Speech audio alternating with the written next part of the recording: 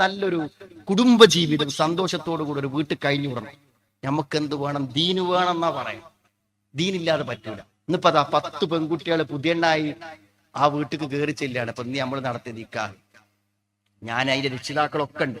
പുതിയണ്ണകളൊക്കെ ഒന്നാമത്തെ മുന്നത്തെ ചെയറിൽ എല്ലാവരും ഇരിക്കണു. പുതിയാപ്പിളാരൊക്കെ സ്റ്റേജിൽ ഇരിക്കണു. എല്ലാവരും വാപ്പാരും ഉമ്മാരും എല്ലാവരും ഉണ്ട്. ഞാൻ പറഞ്ഞു, സഹോദരങ്ങളെ, ഈ സന്ദർഭത്തിൽ എനിക്കൊന്നും ഇങ്ങോട്ട് പറയാനുള്ളൂ. ഈ 10 പെൺകുട്ടികളും 10 വീട്ടിക്ക് കയറാണ് അല്ലെ? ആ വീട്ടിൽ ചെല്ലുമ്പോൾ 2 കാര്യം ഉണ്ടായ മതി. ഒന്ന്, ആ പെൺകുട്ടിനെ വളരെ മാന്യ മര്യാദയോടുകൂടെ സ്നേഹത്തോടുകൂടെ സ്വീകരിക്കാൻ അവിടുത്തെ ഉമ്മക്ക് പറ്റണം. അതെങ്ങനെ പറ്റും? ഉമ്മക്ക് എങ്ങനെ പറ്റും? അത് ദീനുണ്ടെങ്കിലേ പറ്റുള്ളൂ സുഹൃത്തുക്കളെ. ദീനുണ്ടെങ്കിലേ പറ്റുള്ളൂ. കഴിഞ്ഞ ദിവസം പീസ് റേഡിയോക്ക് ഒരു പെണ്ണ് എഴുതി ചോദിച്ചതാണ്, ഇന്റെ അമ്മായിമണ്ടല്ലോ 3 മണിക്ക് നീക്കും, 4:30 വരെ തഹജ്ജുദാണ്, ഒരൊറ്റ ക്ലാസ് മുടക്കൂല, എല്ലാ ക്ലാസ്സിലും ഉണ്ടാവും, കരഞ്ഞ് പ്രാർത്ഥിക്കും, വായ തുറന്നാൽ പച്ചത്തെറിയെ പറയും.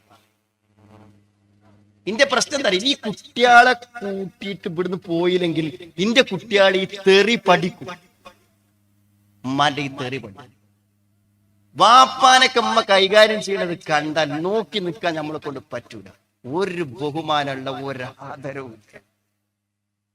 അപ്പൊ ആ സ്ത്രീന്റെ സംശയം പീസ് റേഡിയോയിലെ കഴിഞ്ഞ ലൈവില് ചൊവ്വാഴ്ച ചോദിച്ചാണ്, നിങ്ങൾ കേട്ടോ എനിക്കറിയില്ല. അപ്പോ അതില് ഈ തഹജ്ജുദൊക്കെ നിസ്കരിക്കണ ഖുർആൻ ക്ലാസ്സിനൊക്കെ പോണോര് ഇങ്ങനെ ആകണമെന്നാ ആ സംശയം.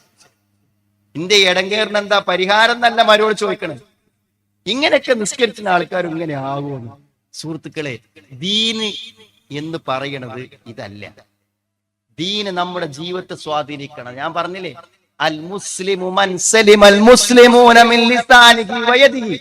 നിങ്ങളുടെ മരുമകൾ നിങ്ങളുടെ വേദനകളെയും പീഡനങ്ങളെയും കുറിച്ച് മനസ്സിൽ വേദനയോടെ കഴിയുന്നുണ്ടെങ്കിൽ നിങ്ങളെ മുസ്ലിം എന്ന് വിളിക്കാമോ? ആ അമ്മായിമാനെ മുസ്ലിം എന്ന് വിളിക്കാൻ പറ്റും. മുസ്ലിം എന്ന് വിളിക്കാൻ പറ്റും. അൽ മുസ്ലിമു മൻ സലിമൽ മുസ്ലിമൂന മിൻ ലിസാനിഹി വയദിഹി. നാവിൽ നിന്നും കയ്യിൽ നിന്നും. ഇന്നെ ഒരാൾ നാവോണ്ടോ കൈയോണ്ടോ ദ്രോഹിക്കുന്നുണ്ടെങ്കിൽ അയാൾ മുസ്ലിം അല്ല. എത്ര ക്ലിയർ ആണ് സുഹൃത്തുക്കളെ ഇസ്ലാമിന്റെ കാര്യം.